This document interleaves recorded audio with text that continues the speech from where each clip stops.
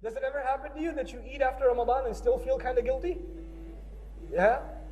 That's pretty good training. Now you're even thinking about the halal. And if you're even so cautious about the halal, then you must be super cautious about the what? That's the training of Ramadan. That's not the training of Ramadan, that's the training of fasting. Ramadan has its own purpose, fasting has its own purpose. This is the purpose of fasting. If you find yourself losing control, if you find yourself really tempted, if you find yourself going towards haram very easily, one of the easiest things you can do is consciously fast. Consciously, not subconsciously. Some people fast and say, well, might as well lose weight at the same time. No. If you consciously fast, it will actually develop taqwa. So now, فَمَنْ شَهِدَ مِنْكُمُ الشَّهْرَ فَلْيَصُمْهُ. Whoever gets to witness that month among you, then he should fast. Check this out. Allah did not say, whoever lives in that month, or whoever, you should fast in that month. He said, you should witness that month. By the way, to witness something, فَمَنْ شَهِدَ مِنْكُمْ, to witness something, you have to be awake or asleep. Wait, let me say that again. To witness something, you have to be what? Awake. Oh, so you have to be awake in Ramadan? Yeah? You sure, Bahrain?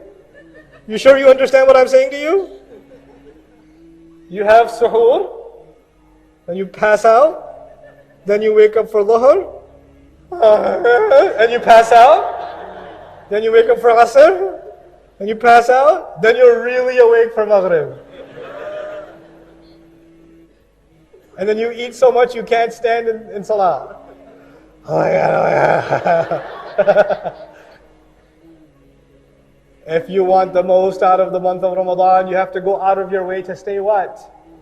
Shahida minkum shahra. Don't spend your day sleeping. Don't spend your day. I love the teenagers. They're the best. They pass out like they're dying, and then they wake up. Is it time yet? So useless. God, do something with your life. Stay awake in Ramadan. Don't sleep too much. You can sleep the rest of your life. This is the month where all humanity is supposed to wake up. The Muslims should not be sleeping. The Muslims should be awake. Allah will give you energy. There are two students in the college. One of them studies every day. Every day. The other one never studies. One of them graduates on time, the other one graduates much later. The one who did not study, what was he doing? If he was not studying, what was he doing? Fooling around, sleeping, playing video games, sports, movies, whatever, right? And the guy who was studying was having the hardest time, wasn't he? He wants to watch a movie too. He wants to go play too. He wants to sleep too, but he's staying awake and he's studying. This one is going through difficulty and this one's going through what? Ease. But when the student who worked hard graduated, his life was a lot easier. And when the student who didn't put the work in, later in the same years, his life is what? A lot harder. There are two people. One of them exercises every day, eats right every day. Chocolate looks at him and he doesn't eat it. And then there's his brother who says, dummy, eat whatever you want. Exercise, come on man, who needs that? يُرِيدُ اللَّهُ بِكُمُ الْيُسْرَ. Doesn't exercise, yes? They're the same age. They're both 18 years old. And one of them takes care of himself, the other one does not take. By the way, is it easy to take care of yourself? No. It's a sacrifice, isn't it? It's pain and endurance, isn't it? Okay. One of them looks lean. The other one looks like a snake just swallowed a goat. One of them is going to have diabetes, high blood pressure, back problems, heart problems, yes or no? And the other one's going to be playing tennis. Isn't it? So he went through difficulty in the beginning, and as a result, he enjoyed long-term ease. Yes? Do you understand what I'm saying to you? Allah made Ramadan tougher because He wants your life to be what? Easier. Learn taqwa here so you can save yourself for 11 months. It'll be better for you. Because when you save yourself from haram, when you save yourself from sin, when you save yourself from forgetting Allah, then your life becomes easier. Allah opens more doors of rizq. Allah makes your health better. Allah makes your family better. Allah makes your relationships with your kids better. He even makes your wife nicer. I know, it's possible. Now Allah says, now the human being will be informed. What did he make a priority out of? And what did he put on the back burner? That's the translation I'll prefer here. بِمَا قَدَّمَ, what did he give priority to? What took taqdeem for him? What was priority number one? What took precedence? وَمَا أَخَّرَ, and what could wait? What were the things that you put on the back burner? The crime of the human being isn't necessarily that he doesn't do a good deed. The human being says, it can wait. I can do it later. The crime of the human being isn't necessarily that he doesn't leave sin. He says, I'll leave it later. Or, let me do what I want right now. I'll do that later. I have time. Taqdeem and ta'khir, not the grammar one. The one for life. Human beings will be thoroughly informed. What were your priorities? What did you put ahead? What came first for you? What came later for you? بِمَا قَدَّمَ وَأَخَّرَ. The other meaning of قَدَّمَ وَأَخَّرَ in Tafsir Juz Amma I mentioned also. قَدَّمَ also means what you've sent forward. You've done deeds, you've done works, and every one of them are waiting for you. Our deeds are waiting for us. كُلُّ نَفْسٍ بِمَا كَسَبَتْ رَهِينَ. You've sent collateral over. You've sent deeds over for processing. And you're going to meet those deeds on Judgment Day. I don't meet my deeds now, I just do them now. I will meet them then. وَوَجَدُوا مَا عَمِلُوا حَاضِرًا. They're going to be standing face to face in front of their salats. If your salat was lousy, you'll be standing in front of a lousy salat, staring right at you. That's what it's going to be. If you were lying, cheating, backbiting, angry, arrogant, condescending, whatever you were, you'll be looking right at you in the face. And then you're going to say, مَالِ هَذَا الْكِتَابِ. That's the reality of it. بِمَا قَدَّمَ وَأَخَّرَ. What did he make a priority out of? What did he put on the back burner? This is one of those life-transforming ayat. The human being will be thoroughly informed. This was your priority. This is what you spent time on. This is what you did with your free time. This is what you thought can wait. You had all these dreams. I want to memorize the Qur'an. What did you do for it? How many seasons of how many TV shows did you watch instead? That was a priority for you.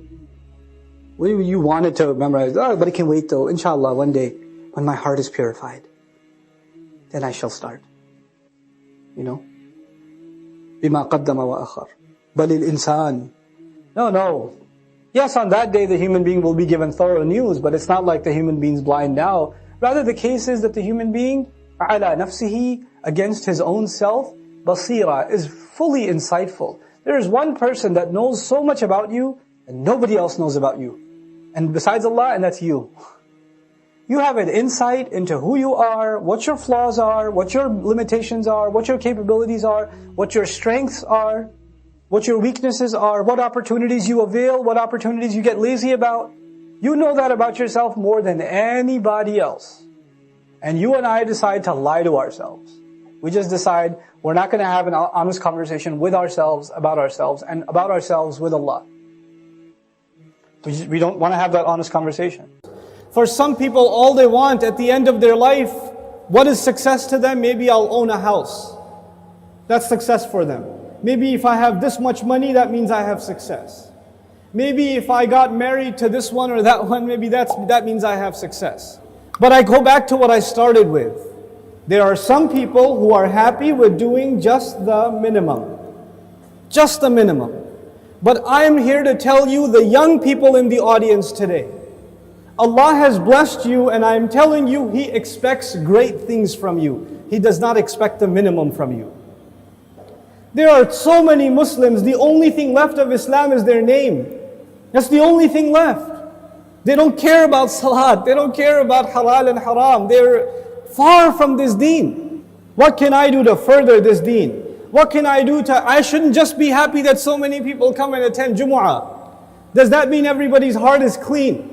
Does that mean that we don't need any more reminder? Is that what that means? Or are there evils in our society? Are there youth that are turning towards drugs? Are there young people that are just living their life for no purpose? All they do is play video games and watch movies and go to sleep. And if you ask them for a purpose, they say, I want to graduate and get a job. Is that a goal? Get a job? Allah gave us such higher goals. Your job itself is a means to a higher end. But you know what? We are living in strange times. The people who need the da'wah the most today are the Muslims themselves. But even if you get a good job, but you don't do your job, you got the job, but you show up late every day. You got the job, but you don't finish any projects. You're sitting there at the desk wasting your time. You're going to lose that job. Somebody else will come and do it for you. You will not keep that job even if you qualified. Qualifications are not enough. You have to do the work. Allah Azza wa Jal is giving all of us, He's already qualified us. We are people of La ilaha illallah. We are already qualified. But that doesn't mean we're doing the work. If we don't do the work, if we don't concern ourselves, if we don't care, then you know what's going to happen. إِن تَتَوَلَّوْا يَسْتَبْدِلْ قَوْمًا غَيْرَكُمْ ثُمَّ لَا يَكُونُوا أَمْثَالَكُمْ. You turn away and Allah will replace you with a nation other than yourselves, and they will not be like you. They will not be lazy like you. And those are when young Muslim people have real iman. When young Muslims have real strength in their belief, then they have the power to change the world. They have the power to make the world a better place. But when young Muslim people don't have real iman, they don't have real conviction, then they are a waste of space. They are a waste of society, a waste of a generation. The only thing in their life, the most important thing in their life is when is the next movie coming out. The most important thing is when is the next iPhone coming out. The next most important thing is, man, I wish I had that car. That's it. Your life doesn't go any further than that.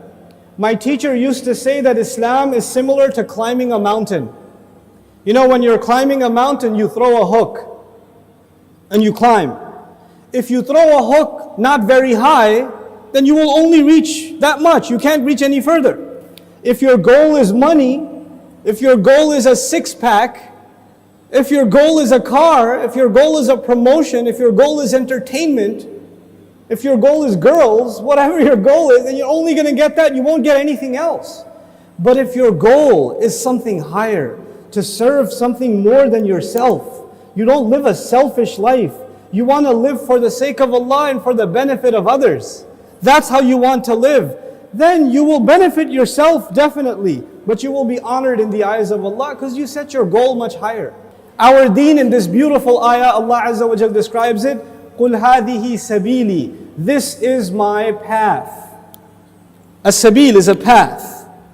And you know what? Allah did not say in this ayah, قُلْ هَذَا دِينِي. This is my deen. Tell them this is my religion. This is my Islam. This is my truth. This is my book. He didn't describe it with any other language except this is my path. And all of you know a path is like a journey. So Islam itself is being described as a journey in this ayah. What does that mean? That means in any journey you have to make progress, right? So even if you take one step, you are more closer to your destination than the day before or the step before. Every single moment you are making progress in a journey. And in this ayah, Allah's Messenger says, sallallahu alaihi wasallam, this religion of mine and this religion of yours and ours, Islam, is a journey, which means I am supposed to do something more for this deen than I did yesterday. And I'm supposed to do more tomorrow and more tomorrow and more tomorrow. I'm supposed to go further.